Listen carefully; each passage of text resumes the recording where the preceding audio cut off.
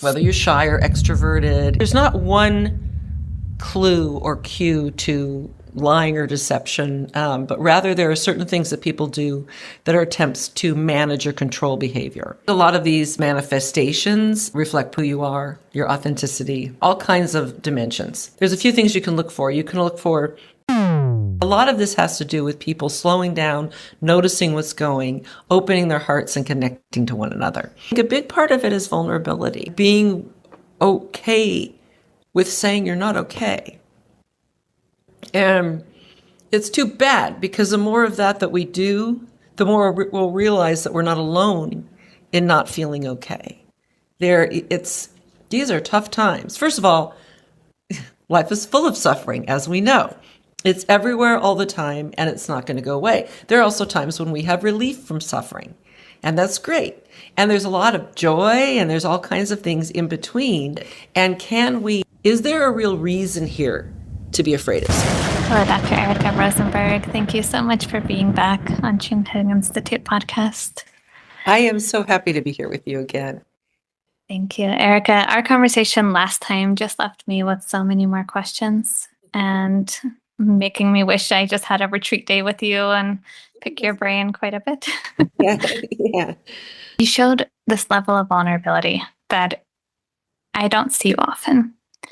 If you can talk about the importance of, like, even if we know something, it doesn't mean we have to like be experts at that within ourselves, like you can teach compassion, but there are times, maybe, I don't know this, right? But there are times, like I teach mindfulness, but there are times that I don't have that quality at 24/7, even though I wish I could say I did. I really think it's not about not being an expert, it's about not being flawless. And expertise does not require flawlessness. And what I meant with the face stuff is I can control my face really well. Anything you want me to put on my face, I can put on. What I was talking about was I couldn't cover them up. So if we talk about things like concealment and our ability to detect when someone's lying, and I think it might have come up in the context of poker when people say, oh, you must be really good at poker. And I could say, well, quite apart from my lack of card playing skills, I'm good at reading other people. So I might be good at picking up on what others give away, but I'm not good at masking my own affect. I mean, my face is much more of an open book. And I think, however, I can willfully move all kinds of muscles. So the issue of control, part of my work involves being able to move my face in particular ways. But in terms of hiding things and wearing a mask and totally concealing, that kind of control I don't have. And, it's not that I've tried to and I can't. That's the other thing. It's just hiding it isn't me. And so if when pushed, I could be probably pretty good at it, but it's just not my style. It's not like any kind of behavior or habit, takes reinforcement. It's not something I've practiced. I have not practiced concealing my emotions. I'm much more likely to be a little bit too available that way. It just seems like that's the better quality, though, overall, because you're not putting on these masks in society. I think we put on way too many masks, and I'm like, just take it off already. Right, exactly. And, with a trained eye, you can usually detect when masking is occurring, and the people who are the best at it, it's like where you absolutely have no sign at all. Sometimes there actually is a disconnect between, whether they're actually feeling it, whether they're actually feeling certain emotions in situations where we might expect most people to, So, yeah. So, I mean, I think a lot of these manifestations behaviorally do, to some extent, reflect personality, who you are, your authenticity, whether you're shy or extroverted, all kinds of dimensions. Can you say more about how do you detect the masking of someone's face? Well, there's a lot of there's not one clue or cue to lying or deception, but rather there are certain things that people do that are attempts to manage or control behavior.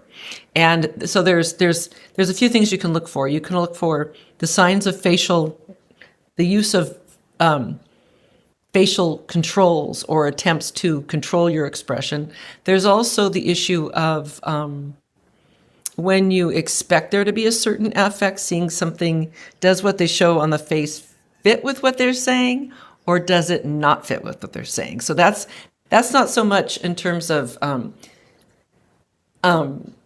masking. That's more like, how can you tell if they're being maybe not fully honest in what they're sharing with you? You know, people want there to be a facial expression of lying. There's no facial expression of lying or facial expression of deception, but rather you're looking for a lot of different things. You're looking for whether the facial behavior, the vocal behavior, does that fit what the words are, what the situation is? You know, if you ask somebody if they're feeling, you know, are you feeling okay? Is it, you know, do you have any pain or anything else? No, everything's fine. You know, I'm saying everything's fine, but my upper face is showing a sign of distress. You know, so that doesn't fit. You know, or there are things where people are trying to wipe smiles off their face. There are things that are called smile controls. So if I smile like this, and that's, you know, zygomaticus major, which pulls the lip corners up obliquely, you know, you can engage other muscles to try to pull it down like that or like that.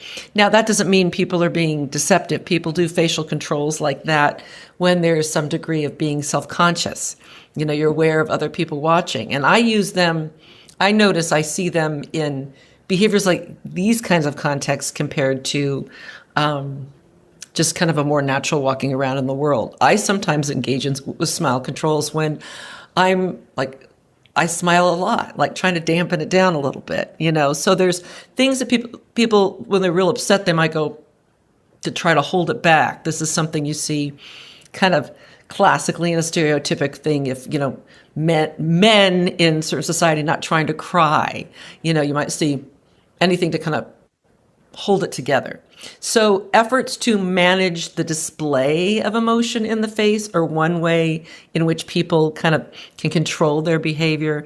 Another thing, so there's controls, and then there's the issue of, does the behavior fit what the words are? Because it's much easier to change what you're saying than it is to change what your face is doing. You know, there's a lot of different channels that give you information about what people are feeling.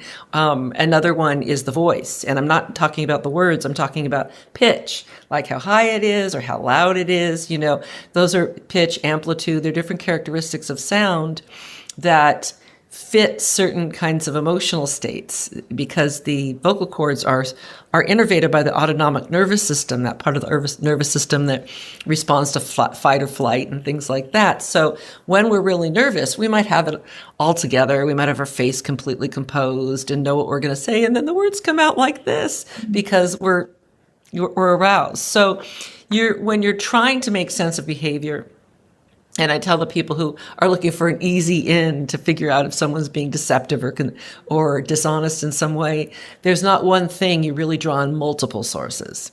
And if you get an incongruity, that's where you want to kind of like probe deeper, find out more information. How about that? How is that with culture? I just think in our American culture, you know, we're trained to put on this smile even when we're feeling terrible.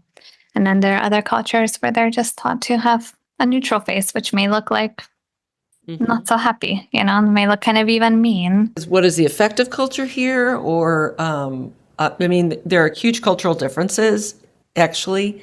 What's interesting about cultural difference is it manifests in a lot of different ways. First of all, I am one of those people who feels strongly, I think the data have supported this for decades, that there are a core set of emotions that we seem to share as humans. I mean, a very small set, and the form of their display, there's a lot of similarities, you know. So things like anger, sadness, fear, happiness, these are what we might call universals.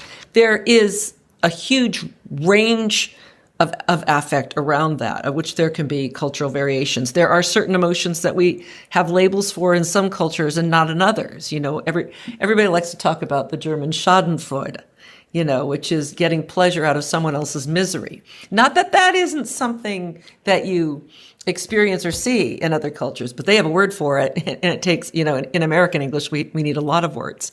One of the things that's the source of great variation across cultures is the social rules about what you're supposed to be doing. So, for example, I am a smiler. You mentioned we smile a lot. And I know that when I go to certain other places on the planet, that's not what other people do. It's not met with the same kind of response that I'm accustomed to. So I tend to play it down a little bit.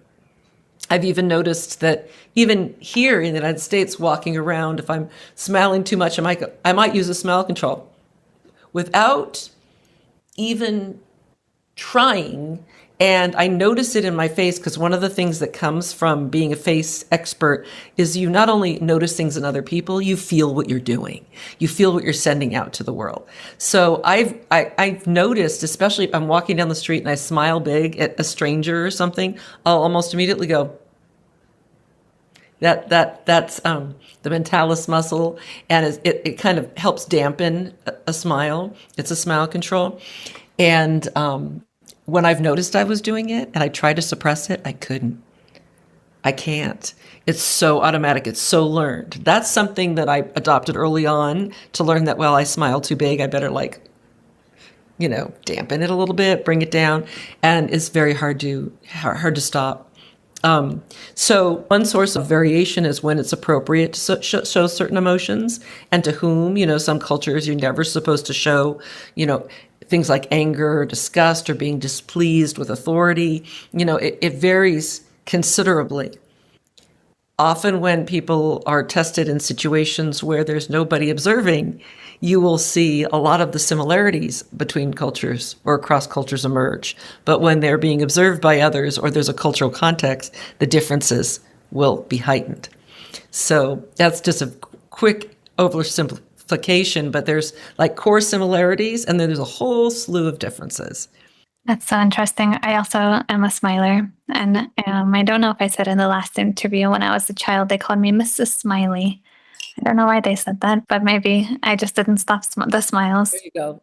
I remember being in Finland and they said, just don't smile at random people. Right. It's hard to control, isn't it? It was so hard to control. And I made a lot of friends along the way, but all those friends were rebels. I'm curious, Erika, how about now with AI? I mean, it's affecting everything, right? The way people are speaking. Is it affecting people's emotions, feelings, and expressions? I don't know yet if AI I don't have the answer to that. Is AI affecting people's emotions and expressions? I think we don't have enough data on that yet. Because like what AI, like, if you're interacting with ChatGPT or Gemini or Claude or whatever, that's that kind of thing. I don't know if it's having an effect on emotions. If you're in a situation, I was just writing about this story of a woman in, I think it was South Korea, who married a virtual agent that she created. It's not a legal marriage, but they treated it. They had a whole ceremony and all that stuff. And so that's affecting people's whole lives, right? And but in terms of like emotional behavior, because that's a case in which AI is like taking the role of a human, right? And so how is that affecting emotions and behavior differently? We'll have to wait and see, right? How people behave differently. You could argue that the consequences of certain behaviors are different, especially because that agent is one that she designed. You set certain parameters. So you are going to not be getting the feedback that you might get with someone that you didn't design. Now, the thing about AI is they appear to sometimes do they have free will? I don't know. Are they making their own decision outside of that? There's all these borderline cases, maybe. So the jury's still out on how that affects our emotional behavior. But I do think we have evidence that interacting digitally, not what we're doing so much, but with social media, is having an effect on emotions. Everything from something that we've been talking about for a long time, things like cyberbullying and things like that, when people are not directly in contact with one another, there are absent the face-to-face interaction. if you're interacting digitally without that element, where people are much bolder about what they'll say. They don't censor themselves as much. And it can be very provocative and lead to very unpleasant interactions, cruelty, and things like that. Then there's this thing that I've just noticed anecdotally is, I recently got on TikTok to just talk about some facial expression stuff and get an opportunity to reach out to more people because I know it's such a popular platform. And it's been very interesting to see it seemed, for example, I'm trying to figure out the best way to talk about this. About 10 years ago, I first started noticing something about the selfie smile and how people smile differently like this in selfies, which is really different from the normal smile. With, the normal smile is zygomaticus major. With a selfie, people tend to engage with the caninus muscle or levator anguli oris, this muscle that's a much steeper smile like this. Look familiar? And so there was this tendency in selfies for people to go, like that. And they would do a little of zygomatic and a little of the caninus or levator anguli oris, which was not the natural smile. And that was a selfie smile. Suddenly this action, which was not common in the human behavioral repertoire, became very common. And, so I've made a few videos talking about the selfie smile. And all of a sudden, especially the reason I brought up TikTok is noticing there, people aren't smiling as much in selfies. It's more this kind of thing. Why is that? I don't know. But I don't know why, but it's happening, right? And so I noticed that change. It could just be a fad, whatever. But a colleague of mine was telling me something about some informal data she collected. And she's trying to get a grant to do more research on this, is that she's noticing in her students with some little demos that she does in class, some of the basic facial recognition that we all have for some of these, universal emotions is starting to drop off. And the reason about the self is like there's less facial behavior, less one face-to-face interaction between people, and a lot of interaction between people, between peers, is happening electronically. And some of it through these artificial ways of not direct, but I would look at this and you look at this, and we talk about looking at that. But we're not having as much in-person conversation. So that, we really do need some data on this, but facial behavior is changing. And even though there's shared understanding and this whole notion of universals, it depends on seeing it to get that knowledge to get triggered. What if you're not seeing it? What happens? So I do think this is different from AI, but I do think technology and social media are having an effect on human facial behavior and our understanding of it. Yeah, I'm noticing also anecdotally, but with teenagers and people in their early 20s have absolutely, or I shouldn't say absolutely, but very limited understanding of how they're showing up, how they're interacting with others, not just verbally, but through their facial expressions. And that kind of messaging culture interaction is happening in real life when they're in real life with people. I've experienced it from many youngsters, and I'm still a youngster myself, but at least 15 years. They'll get more youngster-y than youngster. Just you wait. Yeah, you're feeling it. Yeah, right? I mean, it's actually quite disturbing. Yeah. At first I thought, they say autism rates are going up, and I kind of wonder how much truth that is and how much is it just a disconnection. Right, on the spectrum, meaning not the. The thing about autism, you got to be careful about autism rates going up. Part of that is more attention to it and understanding it better. So a lot of people who were never diagnosed are now getting diagnosed. So there's an artifice to this higher number, especially people are trying, we have to figure out what's causing it because suddenly all these people have it. And I think we're understanding it better, especially now that we're really owning that it's a spectrum, which is appropriate, I think. There's a huge range of people who meet certain criteria. And as you may know, there was a high percentage of women. I personally know some adult women who just found out in their 30s or 40s or whatever that they were on the spectrum. So it's a very very common for, well, it's very common for women to be misdiagnosed on a number of things because of criteria that were established for men generally. And, this whole thing of presenting as, someone, and even things like ADHD, which is another kind of neurodiversity. When I was a kid, it was just all these so-called hyperactive boys. They're the ones that, but anybody who didn't fit that profile wasn't categorized as such. So now is our, for a number of different, situations, classifications, our understanding has gotten more complex and nuanced. There's going to be an increase in diagnosis. I do also think some things mimic those symptoms, like this electronic interaction and the lack of enough face-to-face real-life contact. They definitely play a role in creating a different profile of nonverbal behavior than we're used to. Do you think that there's a solution to all of this? Well, a couple solutions. First of all, is more in-person interaction and not being on devices all the time.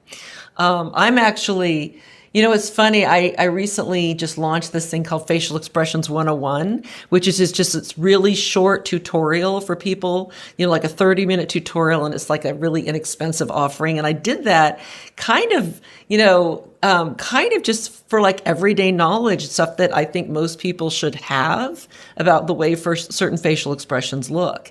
So that was really partly, like, is there a market for this? The market being everyday people, just everyday people. It might be something that's useful to scientists and artists and, whoever, but I partly had these kinds of folks in mind, tools for folks just to learn. Because on the one hand, it's knowledge that is, been consistent for humanity for a very long time. On the other hand, we are now living in situations that are different from the ones we evolved in, and we're not reinforcing that knowledge often enough.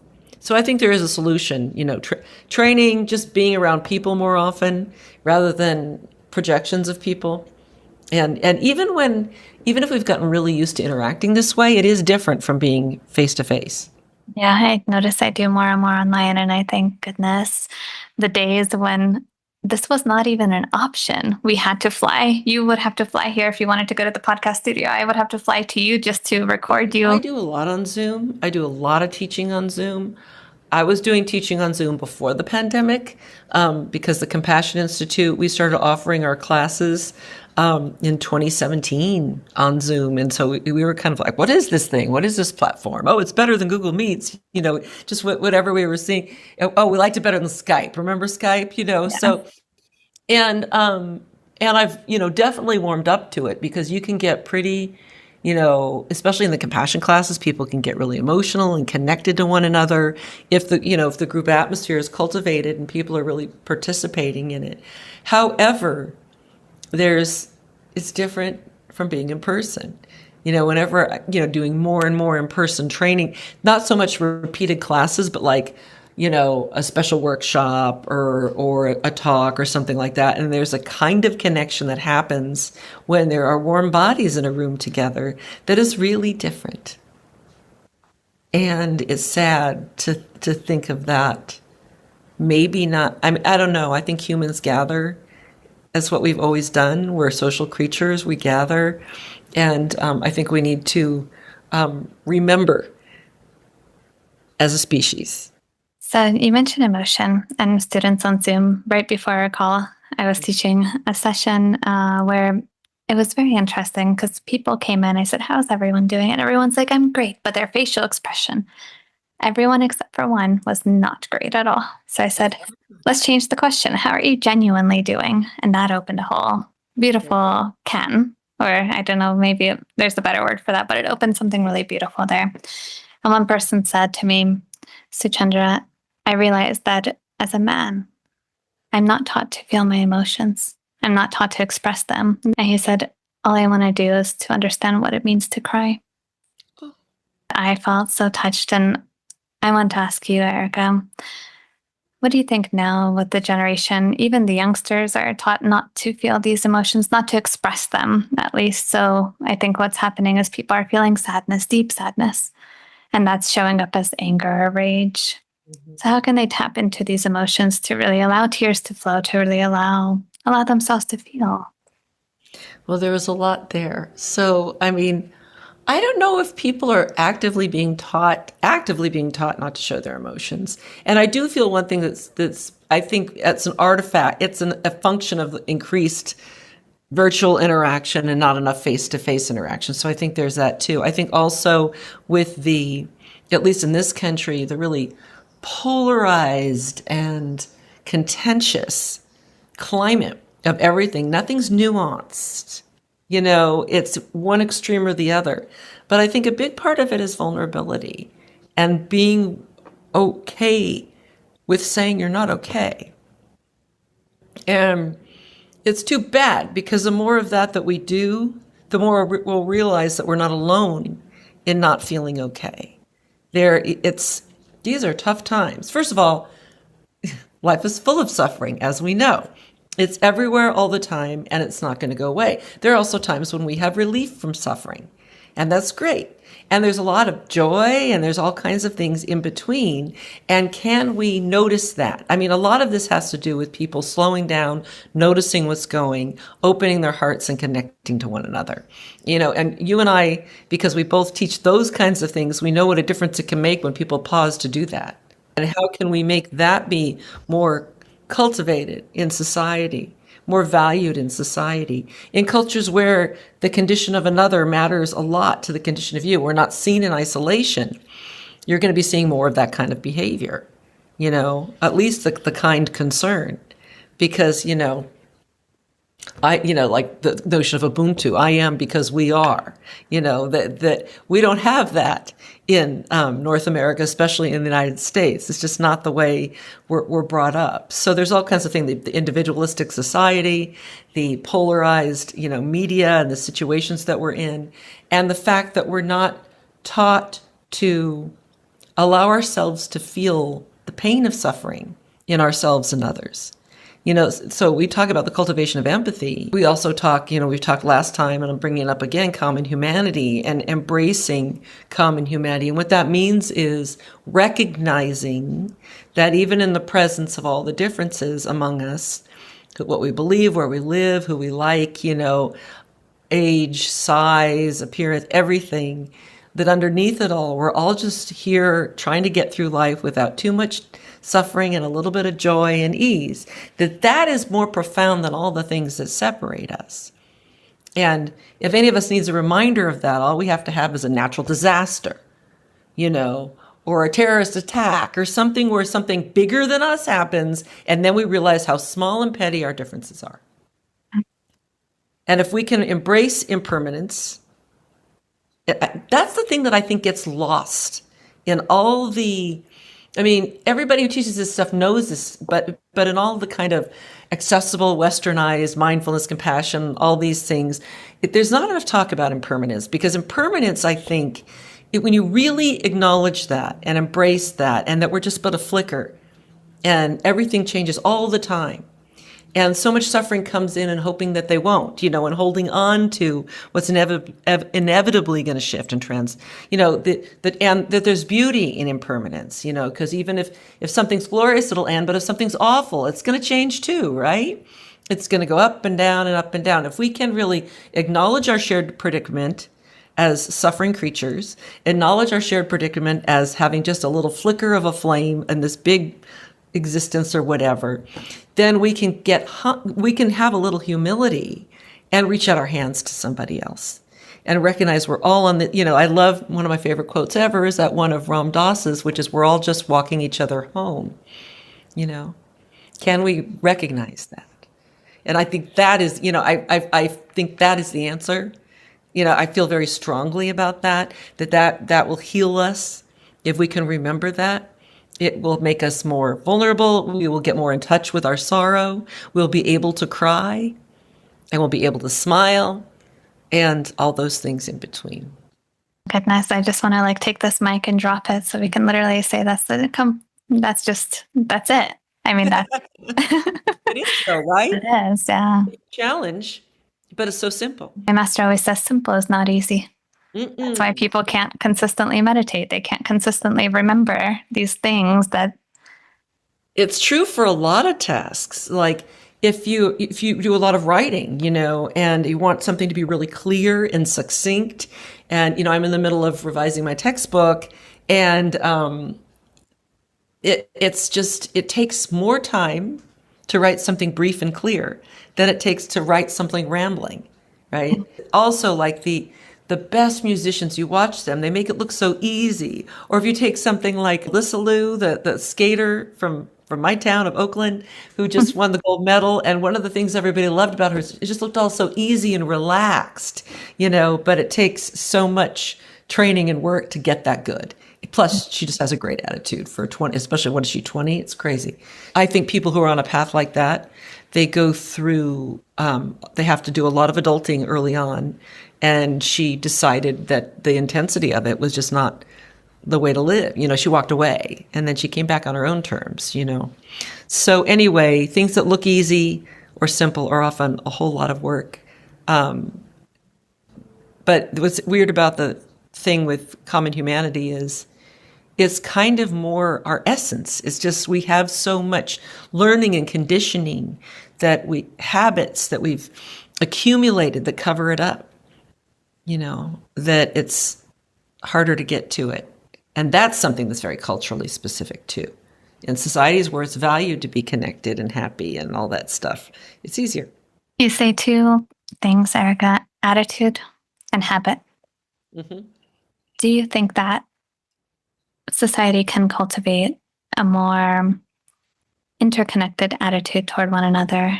And how does one break the habit of me, me, me, me, me? I think a lot of it depends on seeing how it can help you. It's just like if you're gonna change, this is about changing habit, really. It's like, can you work from this habit that seems to be counterproductive, even counterintuitive, I would say, but counterproductive, not leading to good outcomes for you. Can you adopt a habit that will be more nourishing and productive for you? And the only way to break a habit is to first notice it. You have to notice this way.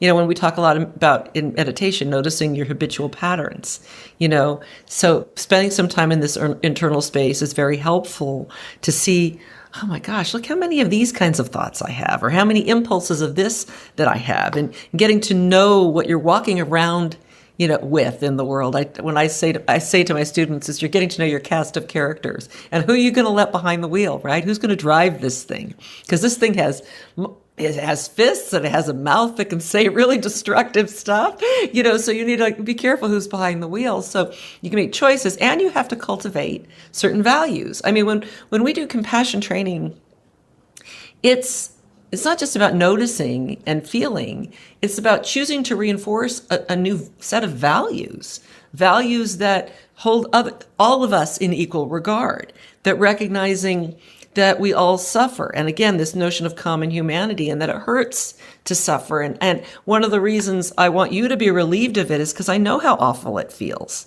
right? So that empathic connection is actually very important for fueling this potential reaching out or altruistic action of being of benefit to people besides or in addition to yourself. And so you want to build a new habit. And the building a new habit has to do with, choosing to value certain things. So noticing your old patterns, choosing to reinforce certain values, and choosing to practice a new set of actions, right? So you can't learning anything takes practice. You can't just take one guitar lesson and be a virtuoso. You have to practice and practice and practice. Just like you can't just out of the gates go run a marathon if you just started jogging yesterday. You need to practice. So practicing, like I tell my students in the CCT, compassion cultivation training, when we get to the point where we're starting to work with really embracing common humanity, and the catchphrase there is just like me, noticing that, just like me, this person doesn't want to suffer. Just like me, they have a whole complex life and I might not know a lot about it, and they just are trying to get through their day, all that stuff. And then part of the assignment is now go out, in addition to doing your time on the cushion, that's part of your homework. The other part of your homework is to bring this into life and make a choice, right? To maybe reach out to somebody in a kind way that you didn't before, and or if someone's coming at you with something, before you respond, pause and realize, oh, just like me, they're just trying to get through. Remember, just like me, that could be this internal mantra that helps you reinforce a certain way of thinking. And the slowing down that meditation gives you, the ability to see the contents of your mind, your biases, your choices, gives you the power to not follow them. I had a student in class once who worked at a grocery store, and they talked about how they had this really rude customer. This customer came up. I have to reframe my language. We don't know if they're generally rude, right? This customer came up and said something that seemed really rude. They were impatient and all these things. And they felt themselves, this is the student who was the cashier, felt themselves about to come out with the, being really whatever, and caught themselves and said, uh-oh, just like me. They just reminded themselves, and then they reoriented and decided to take a kinder route. Maybe they had a really tough day. Maybe the kids were really problematic. Maybe, they have like a sick relative, you don't know. So notice, reinforce habits, make choices, and practice. And fail and practice again. And not beat yourself up. And holding yourself, a big piece of this is self-compassion and recognizing that we're imperfect, just like the ones we love the most. And can we treat ourselves the way we treat people we care about? And even when we have those wishes for all beings, can we realize that we're a being too? And when we hold ourselves to really hard standards, then it gets very difficult to make change. People think they have to be harsh on themselves to excel. Having high standards doesn't mean you have to be harsh on yourself, and in fact, that's the way to beat yourself down. You can require a lot of practice of yourself, but you also have to be kind and know your limits and take breaks and don't push too fast or too hard too soon. No instant noodles. Right. With practice. I'm curious. I'm going to borrow that one from you. I like that. Instant noodles. I have to write that down. I learned that one in Vietnam. It's good. Is this why people are reacting? Just lacking common humanity? Or I don't know if I even want to say the word lacking, because even that sounds kind of mean. So just kind of maybe not embracing common humanity. And all of us react in whatever ways. So I wonder what you think, Erika. And I wonder also if there are any signs before, maybe you personally, if you ever have a reaction, are there any signs you notice first that you can kind of cut it before it happens? Well, this is where working with emotions in meditation is very helpful, because, if you start to notice if you can get the signs of the emotion before you say anything or do anything. So one of the ways to work with, like emotions they're embodied, right? They're embodied responses to situations in the world that matter to us. And so if there's, we talk a lot in meditation and practice, especially with things like metta and compassion, working with different targets. And, we have the person, the loved one, the neutral person, the difficult person, right? And I try to even avoid that label, but the person with whom we've had difficulty, because we want there to be this, labels are binding and they're concepts, right? So they kind of feel impenetrable, but we can open that up and say, well, we've had difficulty with them. What happens? We just bring them to mind and we might feel our chest tighten. And one of the exercises I like to do with students with this is just to bring some of that to mind and just sit with it and see what are you feeling here? And then open up for a little discussion. What's going on? I feel tight. Where do you feel it in your body? I feel tight. I feel it in my belly. People have different things, but a lot of it is language around protection. There's like sometimes I've shrink. People say they shrink, like they're turning in on themselves. And really what those are manifestations of fear, protecting the soft spots, not wanting to get hurt, putting a shell on, putting armor on. And then you can question that. You can feel it and go, okay. And then it's not to put yourself blindly into dangerous situations. You can say, is this fear merited? Is there a real reason here to be afraid of something? Or is it just, this is not fun? I know you think you know what's going to happen. That's the biased mind that's already got it all figured out before anybody said anything, which is a problem, right? Recognizing that. I just know in the past it hasn't been pleasant. Now, you have to gauge this. If it's been violent and dangerous, you get out. It's not like it's like, oh, open up to everybody. No, maybe you shouldn't. But for a large percentage of these situations in our lives, it's not something that's really dangerous. It's just a challenging interaction. And so we have a choice then. Are we going to keep meeting it the way we've always met it? Or are we going to crack it open a little bit? So can we dissolve the armor, breathe, and then try to reach out, the just like me thing, and realizing we don't have to agree. I don't have to love them even, but can I be kind? I love that quote of the Dalai Lama's, be kind whenever possible. It's always possible. And what I love about that is it's about how you meet somebody.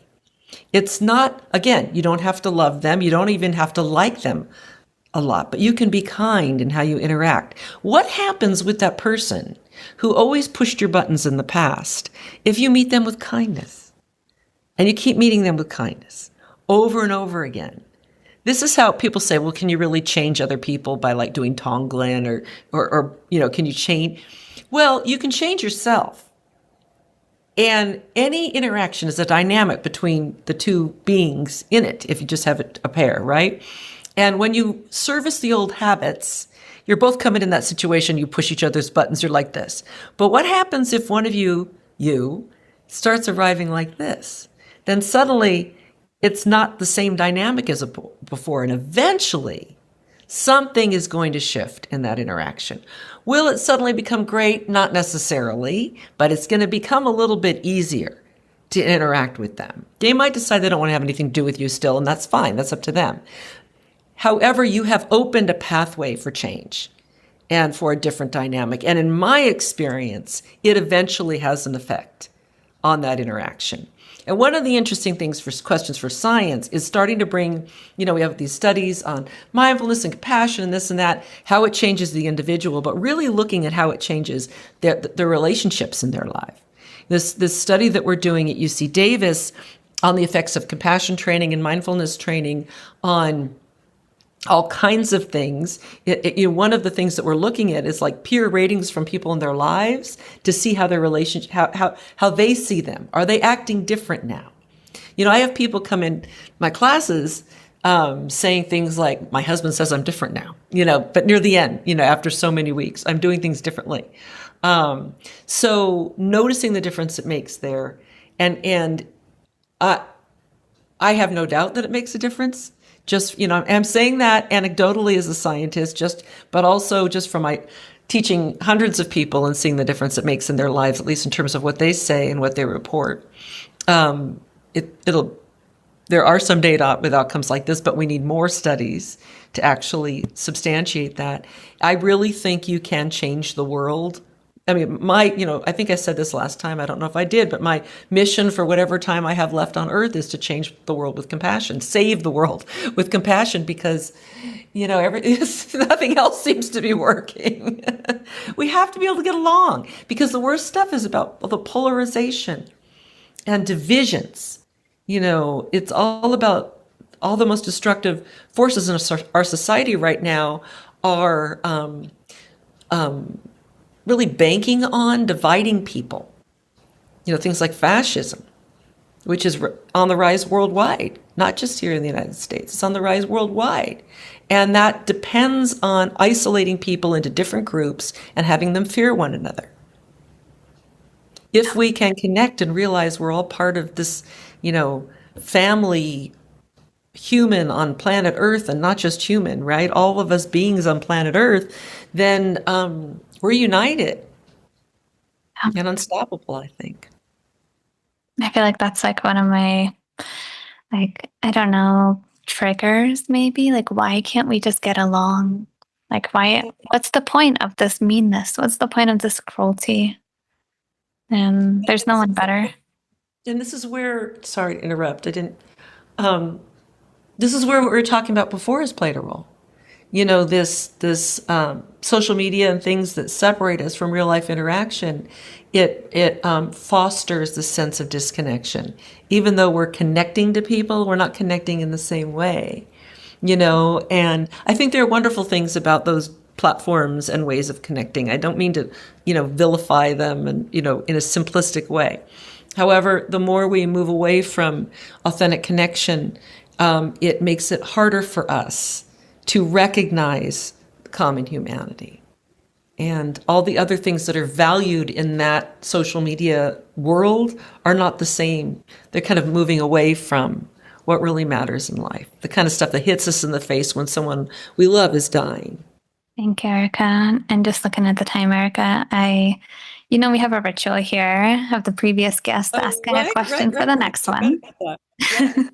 So your question is from a physicist I recently interviewed who said this question changed his life, and he wants to see how it works for the next person, and he doesn't know who you are or Okay. or who it would have been. So the question is, if you could pursue any path in life that you choose and you were certain you would succeed, what would you do? And I think you're doing it now, but Compassion. That's easy. I would save the world with compassion, and I I think it really is a solution if we can all put ourselves in one another's shoes and recognize that we're just all trying to get through and have a decent day and have, take care of ourselves, those we love, have food, have shelter, have joy and play, and can we connect and can we be moved by what's happening to one another? Because if you can do that, then you suddenly care about everybody.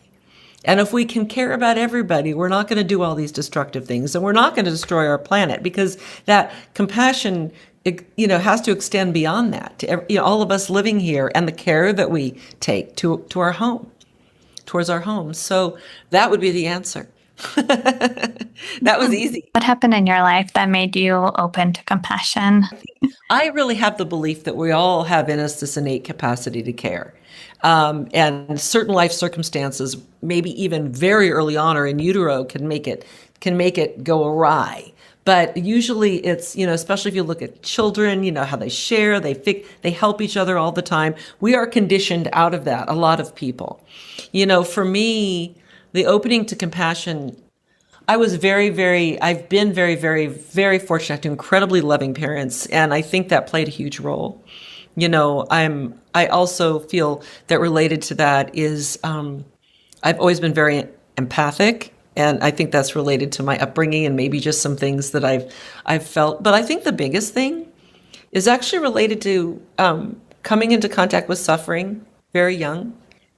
You know, um, in my own life, having like a near miss health risk, and at a young age, and fortunately being okay, but contemplating impermanence really young was very sobering, and it made me realize that there wasn't time to waste, and also really realizing quite early on that when we recognize our own vulnerability that way and we share it with others, it can be one of the most beautiful experiences in life. So it was very reinforcing to me to connect that way to other people very, very young. And so I think that kind of opened the door. It took me a while to kind of get there. Not that long. I feel really lucky that I started meditating when I was in my 20s and not much later in life. But, it took me a while to kind of leave you asked something about publication and stuff in one of your pre-questions. It had to do with, I got off the academic fast track. I'm still a scientist. I still do a lot of that, but I had to go out of just being that way because I needed to have practice and teaching and all that, around the contemplative side of myself and the heart opening piece of it in particular. I really needed to feed that because there was an urgency there that seemed so much more important than the science, even though I feel like both of these approaches have been ways to address this question. I feel like the emotion work that I've done scientifically and the research on meditation has all complemented the spiritual work. Thank you so much, Erika. One, for really embodying the scholar practitioner and demonstrating that. And two, for showing up today and really teaching us. So thank you. Thank you. It was lovely to be with you once again. Yeah. And thank you for making, it's always nice to have something like this. And now I go into what's next in the afternoon. Good. Thank Thanks.